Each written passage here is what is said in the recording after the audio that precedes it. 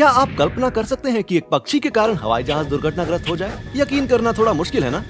भला ऐसे छोटे जीव से इतना बड़ा हवाई जहाज नीचे कैसे गिर सकता है?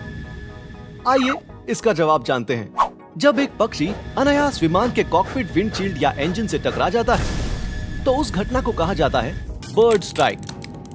बर्ड स्ट्राइक की वजह से इंजन फेल हो जाता है और विमान दुर्घटनाग्रस्त हो जाता है। पक्षी आकाश में उड़ते हैं, यानी कि हमारा जहाज उनकी जगह पर उड़ रहा है। हवाई अड्डे का रनवे करीब 3000 एकड़ में बनाया जाता है, जहां आसपास घास भी होती है और ऐसे में पक्षियों को उससे दूर रखना थोड़ा मुश्किल हो सकता है। तो हम बर्ड स्ट्राइक से कैसे बच सकते हैं? कुछ हवाई अड्डों पर तेज आवाज वाले स्पीकर्स लगे होते हैं ताकि पक्षियों को रनवे से दूर रखा जा सके। कुछ पर पटाखे और बंदूक का भी उपयोग किया जाता है और कुछ हवाई अड्डों पर भेड़ और अन्य जानवरों को घास चरने के लिए छोड़ दिया जाता है ताकि पक्षियों के लिए कोई खाना ना बचे। कहीं पर पक्षियों को दूर रखने के लिए ड्रोन का भी इस्तेमाल किया जाता है, लेकिन इनमें से कोई भी तरीका सफल नहीं रहा है क्योंकि हवाई अड्डों पर अब भी पक्षी उड़ते हुए नजर आते हैं। लेकिन हमने सबसे सही और कारगर तरीका ढूंढ निकाला है जिससे पक्षियों को दूर रखा जा सके, जो है बाज द्वारा निगरानी। जी हाँ, आपने सही सुना। हवाई अड्डे बाजों को प्रशिक्षित करते हैं जो पक्षियों को दूर भगाने में तेज माने जाते हैं। ये औसतन 180 मील प्रति घंटे की रफ्तार से उड़ते हैं। वो दूर से भाप जाते हैं और करीब 3 किलोमीटर दूर से ही पक्षी को देख लेते हैं। ये बाज स्वयं सेवकों के साथ रनवे पर गश्त लगाते हैं और जब विमान उतरते या उड़ान भरते हैं तो इन्हें भी छोड़ दिया जाता है। बाजों और कुत्तों की मदद से हवाई अड्डों पर पक्षियों की समस्याओं से छुटकारा मिल गया है। ऐसा करने से न सिर्फ बर्ड स्ट्राइक जैसी समस्या से पीछा छूट गया है, बल्कि यात्रियों, पक्षियों और निश्चित रूप से हवाई जहाज कंपनियों को लाखों डॉलर की बचत भी हुई है। बर्ड स्ट्राइक का सबसे जाना माना उदाहरण है 2009 में हुआ हडसन नदी का हादसा, जहां हवाई जहाज गलती से पक्षियों के एक झुंड से टकरा गया, जिससे उसे नदी में आपातकालीन लैंडिंग करनी पड़ी। हालांकि सबसे अच्छी बात यह है कि किसी को भी कोई नुकसान नहीं पहुंचा और सबकी जान बच गई। अब ये ऊपर वाले का करिश्मा ही तो है। उम्मीद है आज आपने कुछ अलग जाना होगा। हर कोई गुरुत्वाकर्षण और न्यूटन ने इसकी खोज कैसे की थी इसके बारे में जानता है, और हाँ, हम ये भी जानते हैं कि अगर ये नहीं होता तो क्या होता। लेकिन क्या आप जानते हैं कि धरती पर कुछ ऐसी जगहें हैं जहां पर गुरुत्वाकर्षण अलग तरीके से काम करता है। पहली जगह है mystery spot in Santa cruise, California. अगर इसके नाम में मिस्ट्री है तो क्या हम इसके बारे में नहीं जानेंगे? बिल्कुल जानेंगे। चलिए जानते हैं ऐसा क्यों होता है। इस जगह की खोज 1939 में कैलिफोर्निया के सांता क्रूज के जंगलों के पास जॉर्ज प्राथर नाम के एक वैज्ञानिक ने की थी। उन्होंने इस जगह पर मैग्नेटिक फील्ड महसूस की, लेकिन सिर्फ 150 स्क्वायर फीट की दूरी तक। यहाँ पानी एक ऊपर की दिशा में बहता है। कंपास का तीर लगातार घूमता रहता है और कोई भी व्यक्ति बिना गिरे एक एंगल पर खड़ा रह सकता है। जी हाँ, अगर आप इस चीज को महसूस करना चाहते हैं तो आपको इस जगह पर एक बार जरूर जाना चाहिए। दूसरी जगह है waterfall at the pharaoh islands. लेकिन हम एक झरने के बारे में क्या जानते हैं? यही कि झरने का पानी नीचे की ओर गिरता है। सही कहा। लेकिन क्या आपने ऐसा झरना सुना है जो ऊपर की ओर बहता हो? बिल्कुल, फैरो आइलैंड्स का यह झरना ऊपर की ओर बहता है। फैरो आइलैंड्स स्कॉटलैंड और आइसलैंड के बीच अटलांटिक महासागर में स्थित है। झरने का ऊपर की ओर बहने का मुख्य कारण ऊपर की ओर बहने वाली तेज हवाएं हैं, जो ग्रेविटेशनल फोर्स यानी गुरुत्वाकर्षण बल से अधिक शक्तिशाली होती हैं। तीसरे नंबर पर हैं गोल्डन रॉक, म्यांमार। क्या आपने कभी किसी पत्थर को पहाड़ के किनारे बिना किसी हलचल के खुद को संतुलित करते हुए देखा है? अगर आप म्यांमार गए हैं तो आपने इसे देखा होगा। वहाँ सोने की परत से ढका हुआ एक शिलाखंड है जो कि माउंट काइटियो की चोटी और पगोडा पर स्थित है। उसकी सबसे खास बात यह है कि वो सिर्फ एक किनारे पर टिका हुआ है और जब भी आप उसे देखेंगे तो आपको लगेगा कि वो कभी भी गिर सकता है, लेकिन वो कई सदियों से ऐसा ही है। ये एक बौद्ध तीर्थ स्थल है और ऐसा कहा जाता है कि वो पत्थर बुद्ध के सिर्फ एक बाल की वजह से टिका हुआ है। अब इसके बारे में तो हम कुछ नहीं कह सकते, लेकिन यहां हमें गुरुत्वाकर्षण का कमाल जरूर देखने को मिलेगा। चौथे नंबर पर है तुलसी श्याम, गुजरात, इंडिया। हमने भारत के लेह और कनाडा के मैग्नेटिक हिल के बारे में बहुत कुछ सुना है, लेकिन गुजरात में प्रसिद्ध गिर जंगलों के पास तुलसी श्याम क्षेत्र के बारे में बहुत कम लोग जानते हैं। तुलसी श्याम में अगर कोई अपनी कार न्यूट्रल पर छोड़ देता है तो गाड़ी खुद ब खुद ऊपर चढ़ने लगती है, वो भी लगभग 10 से 20 किलोमीटर प्रति घंटे की रफ्तार से। ऐसा ही कई वस्तुओं जैसे कि गेंद के साथ भी होता है, वो भी ऊपर जाती है। ऐसा इसलिए होता है क्योंकि उस जगह की संरचना और परिवेश के कारण एक ऑप्टिकल इल्यूजन पैदा होता है और हम धोखा खा जाते हैं। एक गड्ढे में लगातार गिरते चले जाना, बादलों के बीच उड़ना, चांद को चढ़कर पकड़ना, हरे घास के मैदान पर भागना या एक खतरनाक ड्रैगन से लड़ना। ऐसे अजीब से और हैरान कर देने वाले सपने हम सभी को आते हैं, पर हम समझ नहीं पाते कि ऐसे सपने हमें क्यों आते हैं। सपनों को याद रखने में बड़ा मजा आता है, लेकिन कुछ लोग ऐसा कर पाते हैं और कुछ लोग नहीं। क्या हर रात अपने सपनों को याद रखने का कोई तरीका है और उन्हें याद रखने की जरूरत क्या है? चलिए पता लगाते हैं। शोधकर्ताओं का मानना है कि सपने बहुत जरूरी होते हैं, भले ही आपको ना लगे। मानव इतिहास की कुछ महान खोजें सबसे महान शख्सियतों द्वारा की गई थी जब वो सपने देख रहे थे। जरा सोचिए, अगर मार्टिन लूथर किंग जूनियर ने अपने सपनों को माना नहीं होता तो क्या होता? आपको याद है ना, I have a dream, jobs और स्वतंत्रता की स्पीच, जिसमें उन्होंने नागरिक और आर्थिक अधिकारों की बात की, और इसी वजह से यूनाइटेड स्टेट्स में जातिवाद यानी रेसिज्म खत्म हुआ। हमें अपने सपने क्यों याद रखने चाहिए? इसके दो खास कारण हैं। पहला कारण, लोग हर रात कई सपने देखते हैं जो सिर्फ 5 से 20 मिनट तक ही चलते हैं।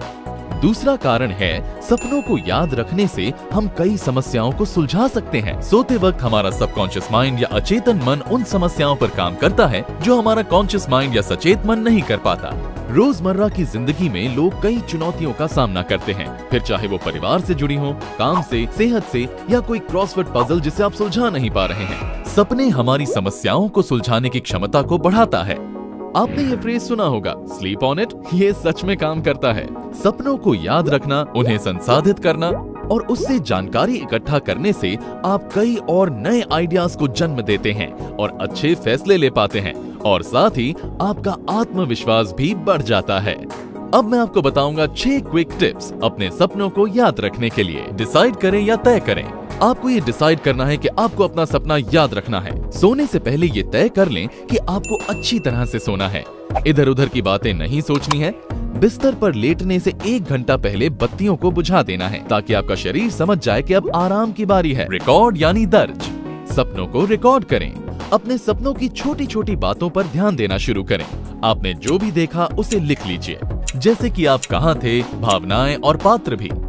आईज, सुबह उठते ही अपनी आंखें जल्दी से ना खोलें। उन्हें खोलने की तीव्रता पर नियंत्रण रखें। इससे आप शांत रहेंगे और सुबह उठते ही आप फोकस्ड रहेंगे। जो लोग आराम से उठते हैं उन्हें अपने सपने ज्यादा याद रहते हैं। अफर्म यानी निश्चय। इस बात का निश्चय कर लें कि आप सपने को याद रखेंगे। अपने आप से कहिए, मैं अपने सपने को जरूर याद रखूंगा। सोने से पहले 3 बार इस बात को अपने आप से कहें। मैनेज, आपको अच्छी तरह से सोना है। सबसे ज्यादा जरूरी है कि आप अपनी गहरी नींद को पूरा करें। आप सपने ज्यादातर तब देख पाते हैं जब आपकी बॉडी पूरी तरह से रिलैक्स्ड होती है, इसलिए ध्यान रहे अच्छे से सोना है। शेयर यानी बांटें। अपने सपनों को परिवार में किसी के साथ, दोस्तों के साथ या जिनसे आप शेयर करना चाहते हैं उनके साथ शेयर कीजिए। जितना आप शेयर करेंगे उतना ही वो सपने आपको याद रहेंगे। The chemicals in a tattoo. याद है जब जॉनी डेप ने कहा था, मेरा शरीर मेरी पत्रिका है और मेरे टैटू मेरी कहानी है। हम सभी चाहते हैं कि हमारी त्वचा बेहतरीन टैटू के साथ हमारी कहानी बयान करे, क्योंकि ये देखने में बहुत ही अलग और आकर्षित लगता है। प्रागैतिहासिक यानी कि प्री हिस्टोरिक गुफाओं में रहने वाले लोग कालिक, चारकोल और अन्य प्राकृतिक रंजकों से टैटू भी बनाते थे। लेकिन क्या आप जानते हैं कि आज आपके टैटू कैसे बनते हैं? रंगीन स्याही कहां से आती है और ये आपके शरीर पर क्या असर डालते हैं? टैटू बनाने वाला शख्स भले ही प्रमाणित हो कि वो कानूनी तौर पर टैटू बना सकता है, लेकिन इसके बावजूद भी कई टैटू आर्टिस्ट्स बनाने वालों को ये तक नहीं पता होता कि स्याही में कौन से रसायन होते हैं जिससे काफी नुकसान हो सकता है। कुछ तो सूखे पिगमेंट से ही अपनी स्याही बनाते हैं, और क्योंकि स्याही और पिगमेंट वास्तव में किसी भी सरकारी प्राधिकरण यानी कि अथॉरिटी द्वारा रेगुलेटेड नहीं होते हैं, इसलिए हम कभी नहीं जान पाते कि त्वचा पर टैटू बनाना ठीक होगा या नहीं। अब सवाल ये है कि स्याही बनाने वाले पिगमेंट्स में क्या मिला होता है? कुछ तो प्राकृतिक होते हैं, जबकि कुछ पिगमेंट्स तो कपड़ा, प्लास्टिक या यहाँ तक कि वाहन उद्योग से लाए जाते हैं।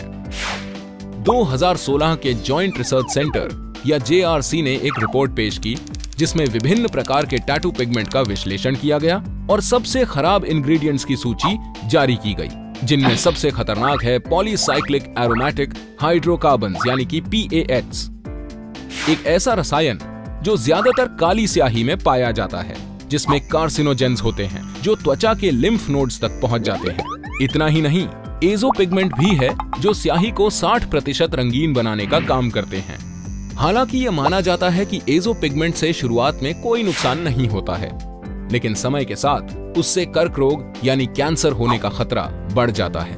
229 टैटू इंक्स के स्विस सर्वे के सर्वेक्षण में भी इसी तरह के खतरनाक संरक्षक पाए गए। स्याही के एक सैंपल में 1/4 त्वचा में जलन पैदा करने वाले बेंजोआइसोथायाजोलिनॉन पाया गया और 7% में फॉर्माल्डिहाइड यानी कार्सिनोजेन पाया गया। आपको जानकर हैरानी होगी, लेकिन टैटू की स्याही में नुकसान पहुंचाने वाले निकल, क्रोमियम और कोबाल्ट होता है। ये बहुत ही अजीब है। क्या आपने कभी सोचा था कि कूल दिखने वाला टैटू आपके लिए खतरनाक हो सकता है? लेकिन घबराइए नहीं, इसका मतलब ये नहीं कि आप टैटू नहीं बनवा सकते। इसके लिए आपको टैटू बनवाने से पहले थोड़ा सा सतर्क रहने की आवश्यकता है। आपको इन बातों का ध्यान रखना है। पहली, आधुनिक हाई क्वालिटी वाले पिगमेंट आमतौर पर विभिन्न धातु के मेटल सॉल्ट से बनाए जाते हैं और अलग धातुओं से अलग खतरा पैदा होता है, यानी कुछ रंग दूसरों की तुलना में असुरक्षित हो सकते हैं। काली स्याही की तुलना में लाल स्याही से कई तरह के रिएक्शंस और बीमारियां हो सकती हैं। काली स्याही कई सुरक्षित स्रोतों से मिल सकती है। नीले और हरे रंग को उच्च गुणवत्ता वाले मेटल सॉल्ट से बनाया जाता है और वो सुरक्षित भी होते हैं, लेकिन आपको उस नीले रंग से दूर रहना है जिसमें कोबाल्ट मौजूद होता है। सफेद पिगमेंट्स जो टाइटेनियम ऑक्साइड से बनाए जाते हैं वो सबसे कम नुकसानदायक होते हैं। वहीं पीले रंग के पिगमेंट को अक्सर हल्दी या कर्क्यूमिन जैसे प्राकृतिक स्रोतों से प्राप्त किया जाता है, लेकिन कभी कभी उनसे भी नुकसान हो सकता है अगर उसको गाढ़ा करने के लिए उसमें कोई और पदार्थ मिलाया जाए। एक और बहुत महत्वपूर्ण सलाह ये है कि आप सस्ते टैटू आर्टिस्ट के पास न जाएं। बहुत ही ध्यान से, काफी ढूंढने और परखने के बाद ही आर्टिस्ट चुनें, क्योंकि सस्ते आर्टिस्ट कभी भी अच्छी क्वालिटी की स्याही इस्तेमाल नहीं करेंगे। और अपने आर्टिस्ट से हमेशा स्याही के बारे में पूछें, क्योंकि आपका टैटू जीवन भर आपके शरीर पर रहने वाला है। टैटू आपकी कहानी को बयां करता है और आपके दिल के करीब होता है।